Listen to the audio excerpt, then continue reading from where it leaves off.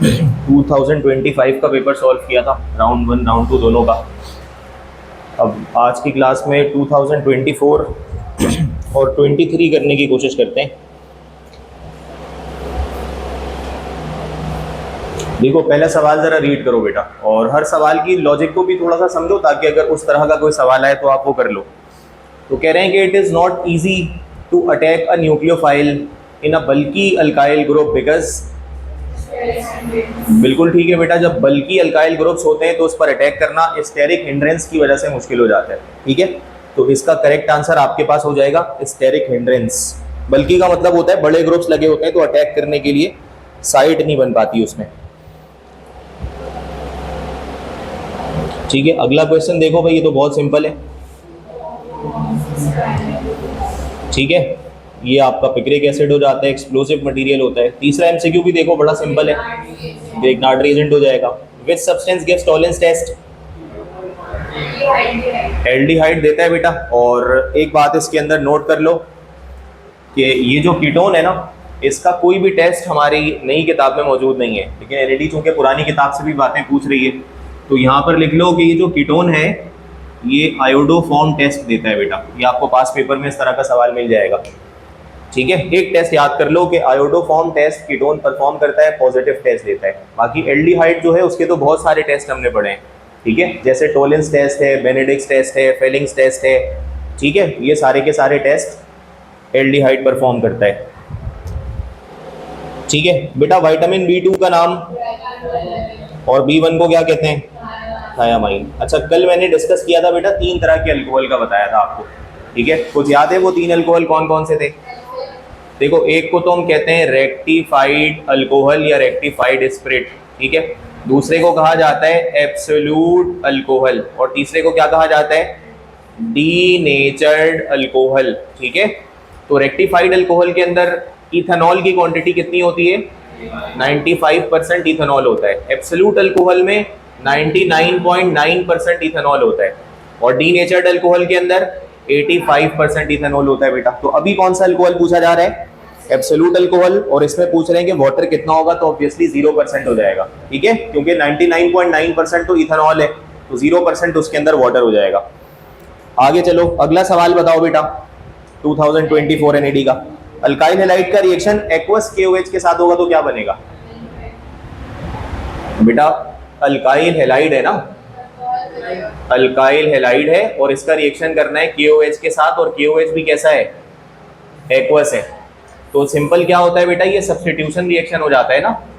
ये positive negative आपस में कंबाइन होकर अल्कोहल बनाएंगे और साथ में बन जाएगा KCl। लेकिन अगर यही रिएक्टेंट्स मौजूद हो लेकिन KOH यहाँ पर क्या हो जाए? एल्कोहलिक हो जाए, तो इसके नतीजे में अल्कीन बनता है बेटा। ये याद है ना, जब ये अल्कोहलिक KOH होगा और अल्काइल हैलाइड का रिएक्शन होगा तो अल्कीन की फॉर्मेशन होती है। एक्वस होगा तो अल्कोहल की फॉर्मेशन होती है। ये वाला रिएक्शन कौन सा रिएक्शन होता है बेटा? सब्स्टिट्यूशन। और ये कौन सा रिएक्शन होता है? एलिमिनेशन होता है। ठीक है, ये सब बातें रिकॉल करते हुए चलो, अगला पढ़ो बेटा। Elements in similar groups have the same number of valence electrons. Similar group का पूछा है ना, एक ग्रुप में जितने एलिमेंट्स होते हैं सबके पास आखिरी ऑर्बिट में सेम इलेक्ट्रॉन्स होते हैं। पहला ग्रुप है तो सबके पास एक वैलेंस इलेक्ट्रॉन होगा। अगली इक्वेशन बेटा, शायद आप लोगों ने चूंकि थर्मोकेमिस्ट्री का चैप्टर नहीं पढ़ा है, एक छोटी सी बात इसमें समझ लो जरा। देखो, जैसे मिसाल के तौर पर आप सपोज कर लो बेटा कि एक रिएक्शन है जिसमें आप A को कन्वर्ट कर रहे हो D में। एक केमिकल रिएक्शन है जिसमें आप A को कन्वर्ट कर रहे हो D में। तो इस रिएक्शन के अंदर कुछ ना कुछ हीट एनर्जी एब्जॉर्ब भी हो सकती है या रिलीज भी हो सकती है। अगर एब्जॉर्ब होगी तो कौन सा रिएक्शन होगा? ये एंडो। और अगर रिलीज होगी तो कौन सा होगा बेटा? ये जो एनर्जी एब्जॉर्ब या रिलीज होती है ना किसी भी रिएक्शन के अंदर, उसको डेल्टा H से शो किया जाता है। इसको कहते हैं एंथैल्पी चेंज। H का मतलब होता है एंथैल्पी और डेल्टा का मतलब चेंज। ठीक है, इसको जहन में रखो। देखो, एक रास्ता तो ये है कि तुमने A को डायरेक्टली D बना दिया। एक तरीका ये होता है कि आप पहले A को B में कन्वर्ट करो, ठीक है, फिर B को C में कन्वर्ट करो, और फिर C को किस में कन्वर्ट करो? D में। बेटा, ये जो पाथ है ना इसको कहते हैं डायरेक्ट पाथ, यानी A को डायरेक्टली D में कन्वर्ट कर दिया। और ये जो पाथ तुमने फॉलो किया इसको क्या कहोगे? इनडायरेक्ट पाथ कहा जाएगा। ठीक है, यानी होना वही है, इनिशियल पॉइंट वही है, फाइनल पॉइंट वही है। एक को डायरेक्ट कन्वर्ट किया जा रहा है, एक को इनडायरेक्ट कन्वर्ट किया जा रहा है। देखो ए को बी में कन्वर्ट करने के लिए उस वक्त भी कुछ ना कुछ हीट इन्वॉल्व हुई होगी रिएक्शन में, उसको मैं डेल्टा H1 कह दूंगा। एक रिएक्शन में जितनी हीट एनर्जी रिलीज या एब्जॉर्ब होती है उसको डेल्टा H कहा जाता है। तो यहाँ पे डेल्टा H1 हो गया, ये क्या हो गया, डेल्टा H2 हो गया, ये क्या हो गया, डेल्टा H3 हो गया। इस पूरी कहानी को समझाने के लिए हेसेस लॉ में एक बात बताई जाती है कि आप किसी भी रिएक्शन को डायरेक्ट करो या इनडायरेक्ट करो, दोनों सूरतों में एंथैल्पी चेंज सेम आता है। किसी रिएक्शन को एक स्टेप में करवाओ या मल्टीपल स्टेप्स में करवाओ, उस रिएक्शन की जो एंथैल्पी चेंज की वैल्यू है वो दोनों सूरतों में सेम आती है।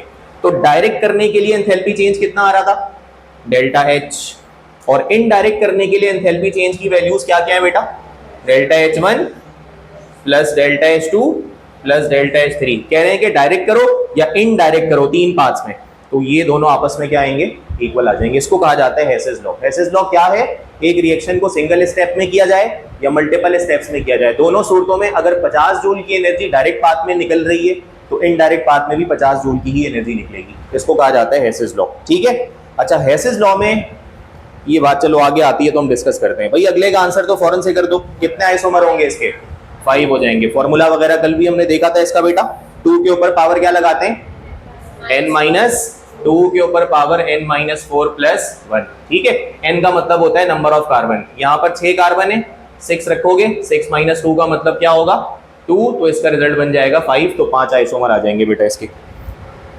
ये बताओ भाई, the rate of reaction is independent of, भाई टेम्परेचर को देखो, फैक्टर्स हमने पढ़े ना केमिकल काइनेटिक्स में, टेम्परेचर चेंज करने से रिएक्शन की रफ्तार चेंज हो जाती है। टेम्परेचर ज्यादा करोगे रेट ऑफ द रिएक्शन ज्यादा होगा, कम करोगे कम हो जाएगा। कंसंट्रेशन से भी डायरेक्ट ताल्लुक होता है बेटा, कंसंट्रेशन बढ़ाने से रेट बढ़ता है। कैटलिस्ट तो काम ही रेट को कंट्रोल करके करता है। सिर्फ सरफेस टेंशन लिक्विड की प्रॉपर्टी का नाम है, इसका कोई ताल्लुक नहीं है रिएक्शन की रफ्तार के साथ। ठीक है, तो इसका करेक्ट आंसर हो जाएगा सरफेस टेंशन। एक जगह एमसीक्यू में सब कुछ यही लिखा हुआ होगा, एक जगह सरफेस टेंशन की जगह विस्कोसिटी लिखा हुआ है, तो वहां पर आपका सही जवाब विस्कोसिटी हो जाएगा। बहरहाल अगले सवाल का आंसर बताओ बेटा, the catalyst that increases the rate of reaction. यार जल्दी जल्दी आंसर बोलते जाओगे। इसका पॉजिटिव कैटलिस्ट हो गया, इसका आंसर बताओ, ये कल भी आया था, इसका पाइन हो जाएगा। पाइन का एक और नाम कल मैंने बताया था, पॉपुलर, ये भी बताया था ना कल। जैसे ये सवाल है जरा पढ़ो, कह रहे हैं वुडी रॉ मटेरियल, कौन सा रॉ, अच्छा ये चारों के चारों पेपर बनाने के लिए रॉ मटेरियल्स होते हैं। पेपर बनाने के लिए ये चारों रॉ मटेरियल्स इस्तेमाल किए जाते हैं। इसमें से जो शुरू के 3 लिखे हुए हैं ना, ये नॉन वुडी हैं, मतलब लकड़ी से हासिल नहीं होते। जो आखिरी वाला है ये वुडी रॉ मटेरियल है, मतलब ये ऐसा रॉ मटेरियल है जो लकड़ी से हासिल किया जाता है।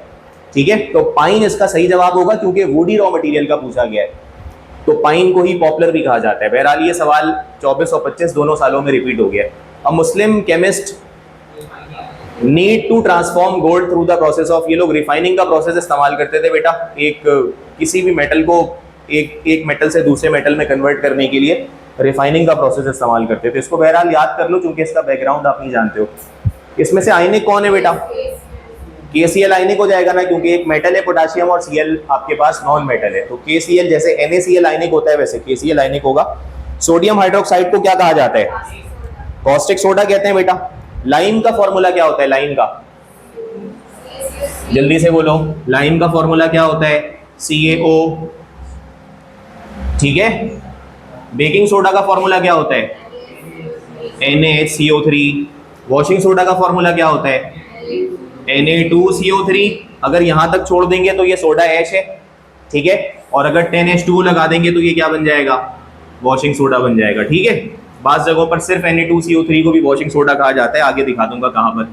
कॉस्टिक सोडा आपके पास क्या हो जाएगा, ये कौन से प्रोसेस से बनता है, कल बताया था, कास्टर किल्नर सेल से बनाया जाता है। कास्टर किल्नर सेल से और 3 चीजें बनती हैं, मतलब कास्टिक सोडा, क्लोरीन गैस और हाइड्रोजन गैस, ये मैंने कल बताया था बेटा। यही सब पास पेपर में घूम रहे हैं NET के, इसको देख लो जरा।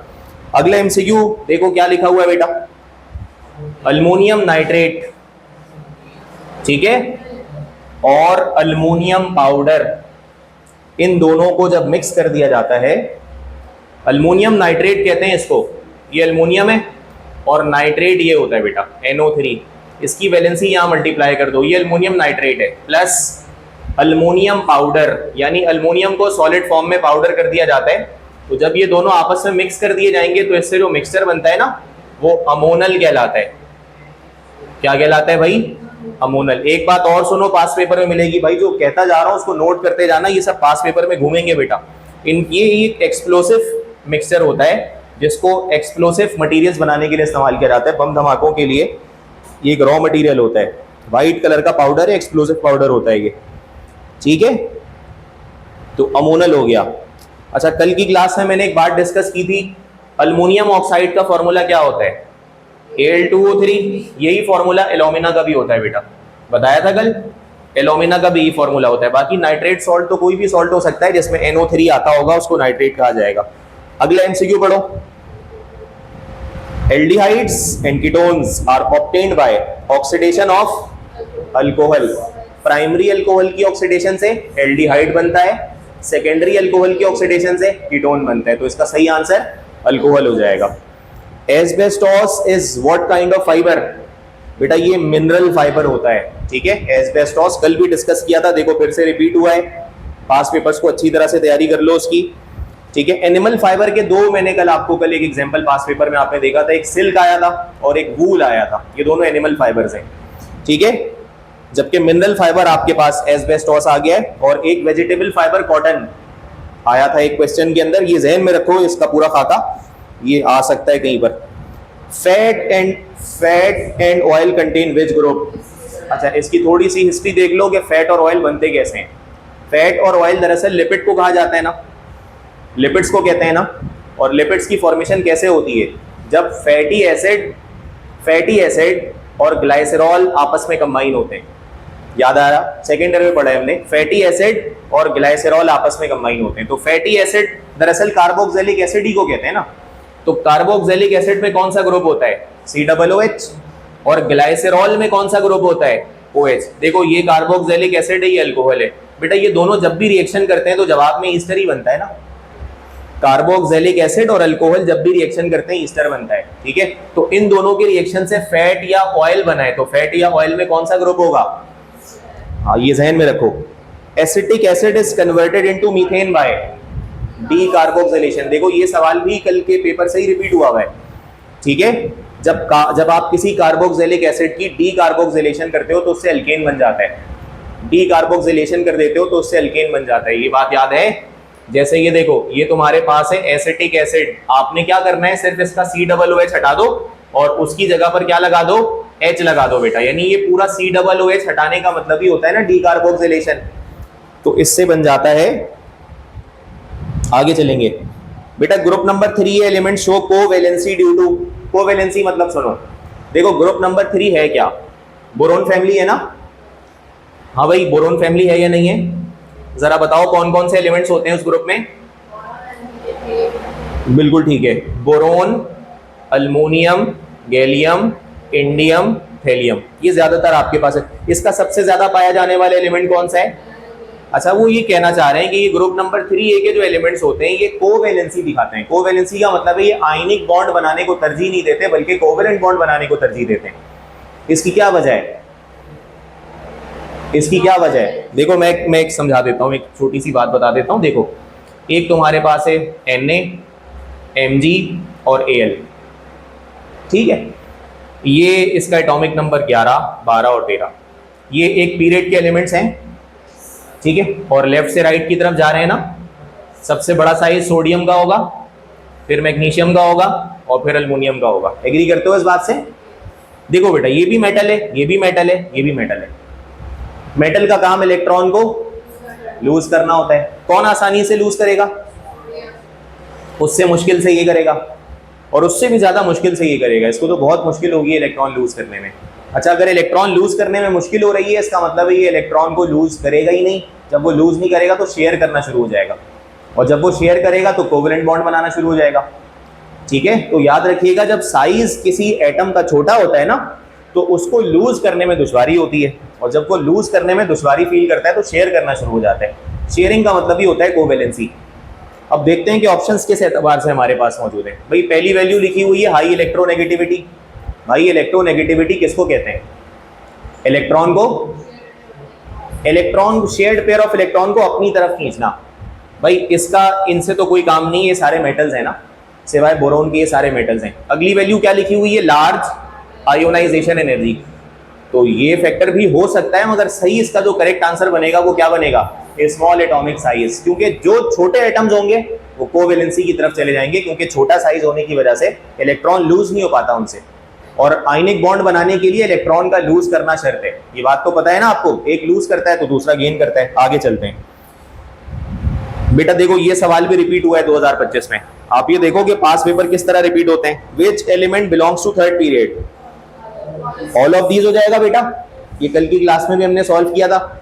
ये कैसे पता चलेगा, ये आप इसका एटॉमिक नंबर देख लो और फिर कॉन्फ़िगरेशन लिख लो तो पता लग जाएगा कि कितने कितने ऑर्बिट सबके पास हैं। बहरहाल ये बात हो चुकी थी कल।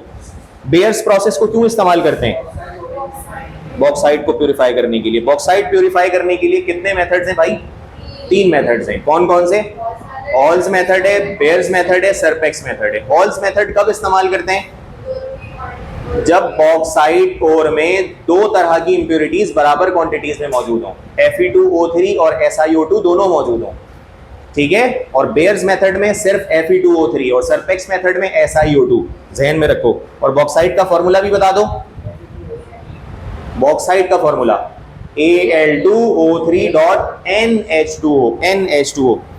आगे बताओ भाई, H2S is a good reducing agent है। H2S एक रिड्यूसिंग एजेंट होता है, ये हमने अभी इलेक्ट्रोकेमिस्ट्री में पढ़ा भी था, क्योंकि इसके पास हाइड्रोजन होता है, वो किसी को दे सकता है, तो ये रिड्यूसिंग एजेंट है।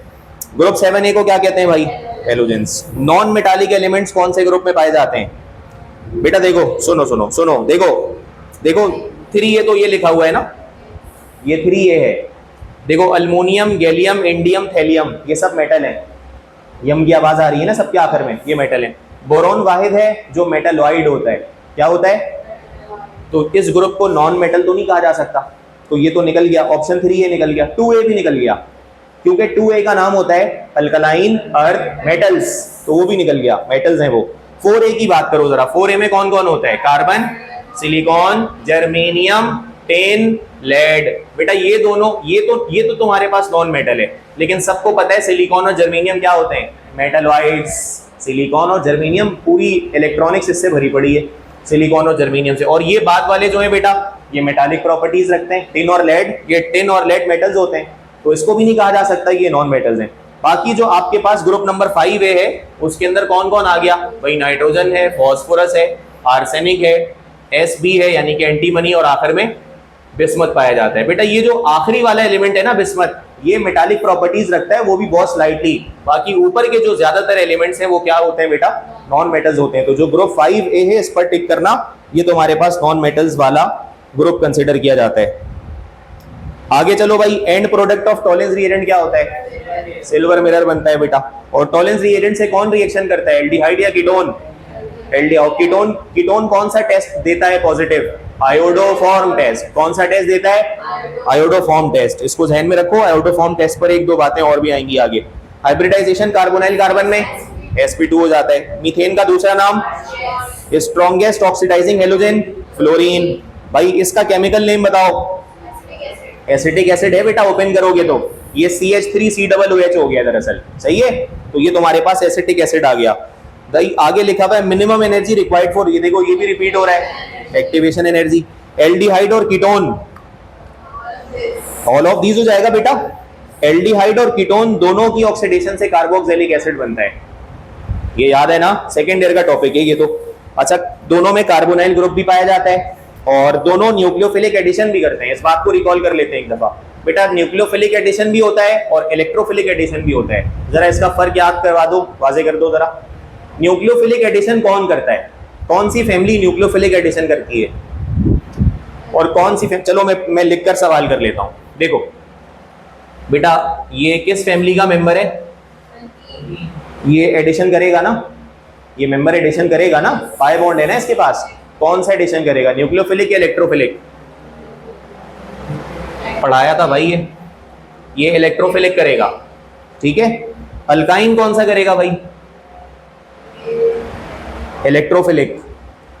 अच्छा, ये भी देखो, ये तुम्हारे पास है एल्डिहाइड का मेंबर, पाई बॉन्ड इसमें भी है, ये भी एडिशन करेगा। ये कौन सा एडिशन करेगा, ये करेगा न्यूक्लियोफिलिक एडिशन। अब मैं रिकॉल करवा देता हूं कि मैंने कैसे क्या बात बताई थी। देखो, अगर तो पाई बॉन्ड सिमिलर एटम्स के बीच मौजूद होता है तो वहां पर हमेशा इलेक्ट्रोफिलिक एडिशन होता है। सिमिलर एटम्स, पाई बॉन्ड है लेकिन सिमिलर एटम्स के बीच में है, यहां पे भी पाई बॉन्ड है लेकिन सिमिलर एटम्स के बीच में है। यहां पर ऐसा नहीं है, पाई बॉन्ड है लेकिन डिसिमिलर एटम्स के बीच में, कार्बन और ऑक्सीजन के बीच में। तो यहां पे कौन सा एडिशन होगा? चलो इसका आंसर करो जरा। RCN, ये कौन सी फैमिली है? नाइट्राइल्स या मार्सेप्टेन भी कहते हैं इसको। इसमें एडिशन होगा ना ऑब्वियसली। सर पाई बॉन्ड नजर नहीं आ रहा, लेकिन पता तो है ना यहाँ पे होता है। ये एडिशन करेगा, पाई बॉन्ड है ना बेटा, तो कौन सा एडिशन करेगा? न्यूक्लियोफिलिक या इलेक्ट्रोफिलिक? न्यूक्लियोफिलिक, क्योंकि पाई बॉन्ड डिफरेंट एटम्स के बीच में आ गया। ठीक है, कीटोन कौन सी करेगा बेटा? कीटोन कौन सी करेगा? न्यूक्लियोफिलिक, क्योंकि पाई बॉन्ड हेटेरो एटम्स के बीच में आ रहा है। ग्लूकोज और फ्रक्टोज कौन से आइसोमर होते हैं? फंक्शनल ग्रुप आइसोमर्स होते हैं। ग्लूकोज में कौन सा ग्रुप मौजूद होता है? एल्डिहाइडिक एल्डोज होता है ना वो। और फ्रक्टोज में कीटोनिक फंक्शनल ग्रुप होता है। दोनों का फॉर्मूला C6H12O6 होता है। Evaporation of water is a cooling process. Evaporation हमेशा से कूलिंग प्रोसेस होता है बेटा। Tendency of an atom to attract shared pair of electron, electronegativity, shared pair of electron को खींचना इलेक्ट्रोनेगेटिविटी कहलाती है बेटा। ये कैपेसिटी। रदरफोर्ड का एटॉमिक मॉडल क्यों फेल हो गया था? अब ये तो देखो, ये क्लास 9 वाली बात है कि ये जो मॉडल है ये एटम की स्टेबिलिटी को एक्सप्लेन नहीं कर पाया था। ये ज़हन में बिठा लो, ये जो मॉडल है ये एटम की स्टेबिलिटी को एक्सप्लेन नहीं कर पाया था। ठीक है, इसकी पूरी बैकग्राउंड है, तफसील है, लेकिन उसको फिल वक्त याद करने की जरूरत नहीं है। EDTA क्या होता है बेटा? हेक्साडेंटेट होता है ना, हेक्साडेंटेट। देखो वैसे तो इस सवाल में 2 ऑप्शंस ठीक होने चाहिए थे, मल्टीडेंटेट भी ठीक है और चैलेटिंग एजेंट भी ठीक है। आपको पता है ना, जो लिगेंड मल्टीडेंटेट होता है वो चैलेटिंग एजेंट भी हो सकता है। ये सेकेंड ईयर में आपको तफसील से और ईकेट एमकेट के अंदर भी बात हुई थी इसके ऊपर। तो ये EDTA तो हेक्साडेंटेट होता है, 6 पेयर को डोनेट कर सकता है अपने सेंट्रल एटम को, है ना। तो ये साइक्लिक स्ट्रक्चर बना सकता है। बहरहाल आप इसमें सही जवाब मल्टीडेंटेट लिगेंड लिख दो। हैवी वाटर का फॉर्मूला क्या हो जाएगा? D2O हो जाएगा। ठीक है, और रेडियो एक्टिव वाटर कौन सा होगा? रेडियो एक्टिव वाटर कौन सा हो जाएगा? T2O लास्ट वाला, क्योंकि ट्रीटियम आ रहा है ना उसमें। नहीं समझे बात को भाई? ये प्रोटियम है, ये ड्यूट्रियम है और ये ट्रीटियम है। अगर ये वाला हाइड्रोजन किसी वाटर में आ जाए उसका फॉर्मूला P2O होगा, ये D2O होगा और ये T2O होगा। इसको क्या कहोगे? Ordinary water. आम पानी जो होता है ऑर्डिनरी वाटर, उसमें ऑर्डिनरी हाइड्रोजन होता है, क्योंकि ये वाला प्रोटियम दरअसल ये है ना 1,1 है। ये कौन सा है? ये 1,2 है और ये क्या है? 1,3 है। तो अगर ये ऑर्डिनरी हाइड्रोजन है, ये हैवी हाइड्रोजन है, ये रेडियो एक्टिव हाइड्रोजन है, तो इससे बनने वाला पानी भी क्या कहलाएगा? Ordinary water, heavy water, radioactive water. Hexachlorobenzene क्या है बेटा? इंसेक्टिसाइड है, ये मॉर्टिन वगैरह का बाकायदा चीफ रॉ मटेरियल होता है। PVC is formed by addition polymerization. ठीक है, एडिशन पॉलीमराइजेशन। इसमें से कौन सा पोलर मॉलिक्यूल है बेटा? ये तो बहुत ऑब्वियस बात है, H2O। कार्बन डाइऑक्साइड का डायपोल मोमेंट 0 होता है, कल डिस्कस कर रहे थे। लीनियर स्ट्रक्चर की वजह से डायपोल मोमेंट 0 होता है, राइट और लेफ्ट पर दोनों वेक्टर एक दूसरे को कैंसिल करते हैं, इस वजह से वो पोलर नहीं होता। बाकी CH4 और N2 तो वैसे ही नॉन पोलर होंगे। इसका सही जवाब वाटर हो जाएगा। ये बताओ, if force is applied to a gas container and volume is halved, the temperature would be, force भी अप्लाई कर रहे हैं गैस कंटेनर पर और वॉल्यूम भी उसका हाफ कर दिया गया, तो टेम्परेचर क्या हो जाएगा?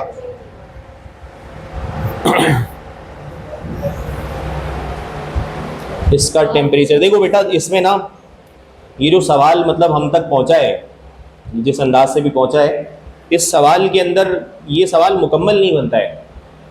देखो, जब आप किसी गैस कंटेनर पर फोर्स लगाते हो तो ये इसको कंप्रेशन कहा जाएगा। कंप्रेशन का प्रोसेस है ना, फिजिक्स में आपने इसको पढ़ा होगा, क्योंकि केमिस्ट्री में ये चैप्टर आप लोगों ने स्किप किया था, वो याद होगा, थर्मोकेमिस्ट्री वाला। तो थोड़ा सा आइडिया इस पर ले लो, और अभी मैं कुछ 2-3 बातें करूंगा तो शायद आपको बात समझ आ जाए। जैसे आपने एक सिलेंडर के अंदर गैस भरी है और उस पर मूवेबल पिस्टन लगा दिया है, और अब आप उस पिस्टन के ऊपर फोर्स अप्लाई कर रहे हो, तवज्जो, फोर्स अप्लाई कर रहे हो उसके ऊपर। तो बेटा ये प्रोसेस 2 तरीकों से किया जा सकता है, एक एडियाबैटिक तरीके से किया जा सकता है और एक आइसोथर्मल अंदाज में किया जा सकता है। दोनों तरीकों से हो सकता है। मतलब आप किसी सिलेंडर का वॉल्यूम रिड्यूस कर रहे हो फोर्स लगाकर, कहा जा रहा है ना फोर्स अप्लाई की है और वॉल्यूम हाफ हो गया है। ऑब्वियस सी बात है, जब आप पिस्टन पर फोर्स अप्लाई करोगे तो वॉल्यूम कम होगा, उसका हाफ हो गया है वॉल्यूम। तो अब दो सूरतों में ये बात हो सकती है, यानी ये सारा सेटअप आप एडियाबैटिक कंडीशन में भी कर सकते हो, एडियाबैटिक कंप्रेशन कहा जाएगा उसको, और ये आप आइसोथर्मल कंप्रेशन पे भी कर सकते हो। तो यहाँ पे वाजे नहीं किया गया कि क्या है, आइसोथर्मल है या एडियाबैटिक है, ठीक है। तो ये सवाल दुरुस्त नहीं समझा जा रहा है, मतलब मैं नहीं समझ रहा कि ये सवाल मुकम्मल नहीं है, तो इसका आंसर फिल वक्त नहीं दे रहा मैं कोई, ठीक है जी बेटा। नहीं, जब फोर्स अप्लाई कर दिया तो बॉयल्स लॉ नहीं है ना, फिर ये फोर्स अप्लाई कर रहे हैं, अब हम ये वहां चले गए, थर्मोडायनामिक्स में चले गए, ठीक है। फोर्स अप्लाई कर दिया, फिर वॉल्यूम को हाफ कर दिया, और फिर टेम्परेचर वुड भी, तो ये बात कुछ वाजे नहीं है। बहरहाल आगे चलते हैं। किप्स एपरेटस को क्यों इस्तेमाल करते हैं भाई? H2S बनाने के लिए, हाइड्रोजन सल्फाइड, और ये वही गैस है जिसकी स्मेल भी रॉटन एग लाइक होती है बेटा। ये आपको एनईडी के पास पेपर में मिलेगा कि किस गैस की जो स्मेल है वो रॉटन एग लाइक होती है। ये बताओ जल्दी से, 9 टाइम्स हो जाएगा बेटा, है ना। ये तुम्हारे पास इक्वेशन मौजूद है, A + B रिएक्शन करके P बना रहे हैं बेटा। रेट एक्सप्रेशन ऐसे लिखोगे, कह रहे हैं कि A और B दोनों को 3-3 गुना बढ़ा दिया गया है, तो यहाँ पे भी 3 रख लो, यहाँ पे भी 3 रख लो, तो 3 3 रेट में क्या इजाफा हो जाएगा? 9 टाइम्स का इजाफा हो जाएगा, ठीक है। आगे चल लो। कौन सा आइसोटोप कैंसर की ट्रीटमेंट में इस्तेमाल होता है? कोबाल्ट 60 को कैंसर की ट्रीटमेंट में इस्तेमाल किया जाता है। भाई कौन सा मटेरियल जो है वो ग्लास को ग्रीन कलर देता है? Cr2O3। क्रोमियम जो है ना Cr+3। देखो इसमें से कुछ आइंस के कलर वैसे भी तुम याद रखो।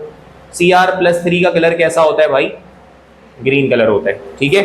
अच्छा ये बताओ Cu+2 का कलर कैसा होता है? ब्लू कलर होता है, ठीक है। ये बताओ Fe+3 का कलर कैसा होता है? ब्राउन कलर होता है, ठीक है।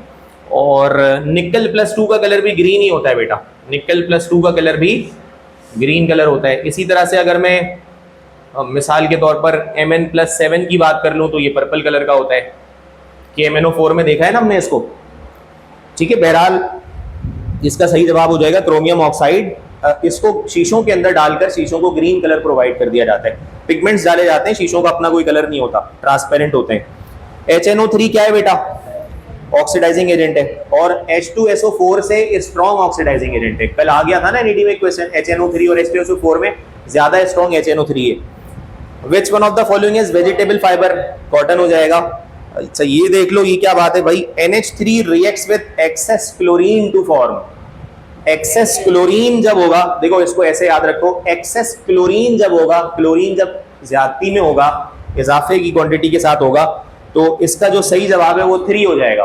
यानी इसकी ट्रिक ये याद रखो, एक्सेस क्लोरीन जब कहेंगे तो ऑप्शन भी वही चूज करना जिसमें क्लोरीन ज्यादा होगा। बात समझ आ रही है? और एक और दफा सुनो, अगर इसी सवाल को घुमा दिया और एक्सेस क्लोरीन नहीं बल्कि एक्सेस अमोनिया पे सवाल बनाकर पूछ लिया, ये दोनों सूरतों में ये रिएक्शन होता है बेटा। सवाल को गौर से पढ़ना पहले कि क्या बात तुमसे पूछी जा रही है। अभी क्या कहा गया है? Ammonia reacts with excess chlorine. अभी ज्यादा कौन है? क्लोरीन है। तो वो प्रोडक्ट चूज करना जिसमें क्लोरीन ज्यादा है, NCl3। और किसी भी प्रोडक्ट में क्लोरीन ज्यादा नहीं मिलेगा बेटा आपको, मतलब ये हाईएस्ट जो क्वांटिटी है वो आपको ऑप्शन सी में मिल जाएगी। लेकिन अगर ये सवाल ऐसे पूछा जाए, सवाल सुनो, excess ammonia reacts with chlorine to form, जब ये पूछेंगे एक्सेस अमोनिया, तो फिर ये देखना कि नाइट्रोजन कहां पर इजाफी क्वांटिटी के साथ है, तो वो ऑप्शन सही हो जाएगा। तो मेरा ख्याल है उस हिसाब से पहला ऑप्शन सही हो जाएगा बेटा। मेरी बात समझ आ रही है? मतलब कुछ जगहों पर इसका सोल्यूशन उठाकर देखोगे ना, तो कुछ जगहों पर लोगों ने इसको टिक लगाया हुआ, वो गलत है। क्योंकि जब यहाँ पे बात पूछी गई है ना, तो ये एक्सेस क्लोरीन के साथ एनईडी में पूछा गया, एक्सेस क्लोरीन पर ये प्रोडक्ट बनेगा NCl3। और जब एक्सेस अमोनिया गैस होगी, क्लोरीन इजाफी क्वांटिटी में नहीं होगा, सिर्फ गैस लिखी हुई होगी, तो यहाँ पर ये वाला ऑप्शन टिक कर देना, क्योंकि एक्सेस अमोनिया में नाइट्रोजन ज्यादा होगा और यहाँ पे भी नाइट्रोजन की क्वांटिटी ज्यादा होगी। तो इन दोनों को देख लेना। Easter is produce by the reaction of, ये बताओ जल्दी से बताओ, कोवेलेंट हो जाएगा। ये बताओ Na, बिल्कुल ऐसे ही है। सोडियम जो है वो पानी के साथ विगोरसली रिएक्शन करता है, बहुत तेजी के साथ रिएक्शन करता है, क्योंकि ये लिथियम से ज्यादा इलेक्ट्रोपॉजिटिव होता है। क्योंकि लिथियम के नीचे आता है ना सोडियम ग्रुप में, हाइड्रोजन लिथियम सोडियम, तो जो नीचे जैसे जैसे जाते हैं साइज बिगर होता है, सोडियम लिथियम से बड़ा है ना, आसानी से इलेक्ट्रॉन लूज करके पॉजिटिव बन जाएगा, इसलिए कह रहे हैं कि ये इलेक्ट्रोपॉजिटिव होता है लिथियम से भी ज्यादा। बात समझ आ गई? लिथियम से भी ज्यादा इलेक्ट्रोपॉजिटिव। अगला सवाल पढ़ो भाई। In the second period from left to right कौन सी चीज डिक्रीज हो जाती है? बेटा इसमें दो ऑप्शन सही है, दो ऑप्शन सही है। मेटालिक करेक्टर भी डिक्रीज होता है और एटॉमिक रेडियस भी डिक्रीज होता है। तो ये सवाल वहां पे देख लेना, वहां पे इस तरह का ऑप्शन आपको नहीं मिलेगा। जो ऑप्शन इन दोनों में से मिले तो वो आप उसको एक पर टिक कर देना, या बोथ का ऑप्शन आ सकता है। बहरहाल वॉशिंग सोडा का फॉर्मूला बताइए भाई। बेटा देखो इसको तो वैसे ये जो आपके पास जो कंपाउंड है ना, इसको सोडा ऐश कहा जाता है, ठीक है। लेकिन अगर आपके पास ऑप्शंस में Na2CO3 एनहाइड्रस फॉर्म में आ जाए तो आप इसी को टिक कर देना कि ये वॉशिंग सोडा भी कहलाता है। ये वॉशिंग सोडा का एनहाइड्रस फॉर्म भी कहलाता है बेटा। एनहाइड्रस मतलब वाटर के बगैर फॉर्म, एनहाइड्रस वाटर के अलावा भी इसको वॉशिंग सोडा कहा जा सकता है। और अगर सोडा ऐश पूछेंगे तो भी यही होगा। आगे चलेंगे बेटा। जिंक की कोटिंग गैल्वेनाइजेशन। और क्या होता है गैल्वेनाइजेशन से? किसी भी मेटल को गैल्वेनाइज करने से क्या फायदा होता है? कोरोजन से बचाने के लिए ना, जंग वगैरह लगने से बचाने के लिए गैल्वेनाइज करते हैं किसी भी मेटल को। अल्कोहल अगर ग्रिग्नार्ड रिएजेंट से रिएक्शन करे तो अल्केन बनता है बेटा। ये देखो ये आपके पास है, लेट सपोज CH3 और OH और इसका रिएक्शन हो रहा है ग्रिग्नार्ड रिएजेंट के साथ, ठीक है। ये ग्रिग्नार्ड रिएजेंट है बेटा, आप सबको पता है इस पर पॉजिटिव चार्ज होता है, इस पर नेगेटिव होता है। और अल्कोहल में ये पूरा हिस्सा नेगेटिव और H के ऊपर क्या चार्ज होता है? और ये समझ आ रहा है मैं क्या कर रहा हूं? ये देखो बेटा, ये भी इंपॉर्टेंट बात है। यहां से ये नेगेटिव रेडिकल उठकर इसके H पॉजिटिव से रिएक्शन करके अल्केन बना देता है। यानी कि जब ग्रिग्नार्ड रिएजेंट से अल्कोहल रिएक्शन करता है तो अल्कोहल बेस की तरह काम नहीं करता बल्कि एसिड की तरह काम करता है। इसको नोट कर लो, ये हमारी सेकेंड ईयर की नई किताब में रिएक्शन नहीं है, ठीक है। लेकिन ये हमने ईकेट एमकेट के दौरान पढ़ जरूर लिया होगा, आपको लेक्चर में मिल जाएगा। CH3 माइनस इसके H पॉजिटिव से रिएक्शन करके अल्केन बना देता है। तो इसका जवाब तो आपको बहरहाल मिल जाएगा भाई। क्वेश्चन नंबर 59 पढ़ लो जरा। सक्रोज हो जाएगा। क्या यही फॉर्मूला माल्टोस का भी होता है?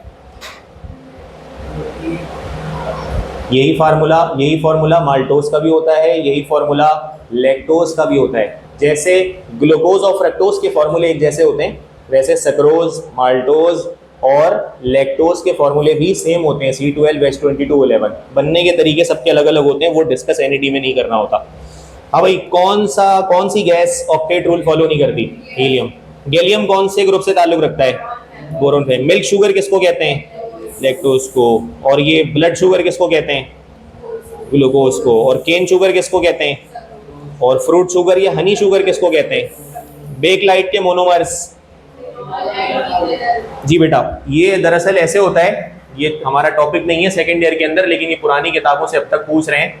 ये हमारे पास होता है बेटा फिनॉल, ठीक है। ये हमारे पास फिनॉल है और ये जो है ना, ये फॉर्मल्डिहाइड होता है, सही है। ये सबको पता है ये फॉर्मल्डिहाइड होता है। तो ये भी याद कर लो तो बेहतर रहेगा कि दो फॉर्मल्डिहाइड और एक फिनॉल जब आपस में पॉलीमराइजेशन करते हैं, कितने फॉर्मल्डिहाइड बेटा? दो, और दरमियान में एक फिनॉल होता है। जब ये पॉलीमराइजेशन करते हैं आपस में, तो पहले तो ये बताओ ये कौन सा पॉलीमराइजेशन होगा, एडिशन या कंडेंसेशन? एडिशन या कंडेंसेशन कौन? दो तरह के पॉलीमराइजेशन होते हैं ना, एडिशन और कंडेंसेशन। ये कौन सा पॉलीमराइजेशन होगा? कंडेंसेशन। यार मोनोमर्स अलग अलग टाइप के हैं ना बेटा, ये फिनॉल है, ये दोनों फॉर्मल्डिहाइड हैं, मोनोमर्स है ना, मोनोमर्स। ये अलग अलग टाइप के जब होते हैं तो कंडेंसेशन पॉलीमराइजेशन कहते हैं। और अगर सब एक जैसे होंगे तो उसको एडिशन पॉलीमराइजेशन कहा जाता है। ये ट्रिक होती है ना पहचानने की, जब सब एक जैसे तो एडिशन और अगर डिफरेंट है तो कंडेंसेशन। तो ये कंडेंसेशन पॉलीमराइजेशन के जरिए जब मर्ज हो जाते हैं तो फिर बेकलाइट बन जाता है। क्या बन जाता है? वो कैसे ये रिएक्शन होता है ये सब उस सरदर्द में ना पढ़ो, बस इतना याद रखो कि इनके मिलने से बेकलाइट की फॉर्मेशन हो जाती है। These are the monomers bakelite. Bakelite ये जो इलेक्ट्रिकल स्विचेस में जो प्लास्टिक लगा होता है इसको कहा जाता है, इलेक्ट्रिकल बटन्स में। आगे चलो भाई। Benzene performs what kind of reactions? Electrophilic substitution, बहुत मशहूर रिएक्शन है इसका, और ये हम देख सकते हैं। बेंजीन एडिशन करता है बेटा, ऑप्शन सी में लिखा हुआ है एडिशन। बेंजीन एडिशन करता है, बेंजीन एडिशन करता है। दो रिएक्शंस हमने सेकेंड ईयर में पढ़े हैं, नॉर्मल कंडीशंस पर नहीं करता, एक्सट्रीम कंडीशंस पर करता है। हाइड्रोजन और क्लोरीन को ऐड करवाया था हमने 200 atm के प्रेशर पर और 300 डिग्री सेंटीग्रेड के टेम्परेचर पर, तो नॉर्मली तो नहीं करता ना, तो नॉर्मल का सवाल किया गया है। और एलिमिनेशन तो बेंजीन किसी भी कंडीशन पर नहीं करता और ना ही रेडॉक्स करता है। ये बताओ, ये रिपीट हो रहा है कल का सवाल, MgBr2 हो जाएगा। ये भी रिपीट हो रहा है एक बार ईजिया वाला, लाफिंग गैस वाला भी रिपीट हो रहा है, N2O को कहते हैं। पाई बॉन्ड कैसे बनते हैं बेटा, साइड वेज। HCl वाला सवाल रिपीट हो रहा है, पोलर कोवेलेंट बॉन्ड होगा, HCl में पोलर कोवेलेंट बॉन्ड होगा, दोनों के दोनों नॉन मेटल्स हैं। ये भी रिपीट हो रहा है, अमाइनो एसिड M4 टेरी के 2425 का पेपर देखो, तकरीबन चीजें रिपीट हो रही हैं। केमिकल नेम ऑफ यूरिया क्या होता है भाई, कार्बामाइड कहा जाता है, कार्बामाइड कहा जाता है। ऑक्सीडाइजिंग एजेंट पावरफुल, फ्लोरीन को कहते हैं भाई। End product of Tollens silver mirror होता है। और bauxite is purified by N2 molecule is more stable due to triple bond होता है बेटा N2 के अंदर। और sp3 होगा बेटा, CF4 है ना, 4 बॉन्ड बनेंगे F4 के, तो sp3 हो जाएगा। लिक्विड कब बॉयल होता है, वेपर प्रेशर और एटमॉस्फेरिक प्रेशर आपस में बराबर हो जाए। Cancer is treated by cobalt 60।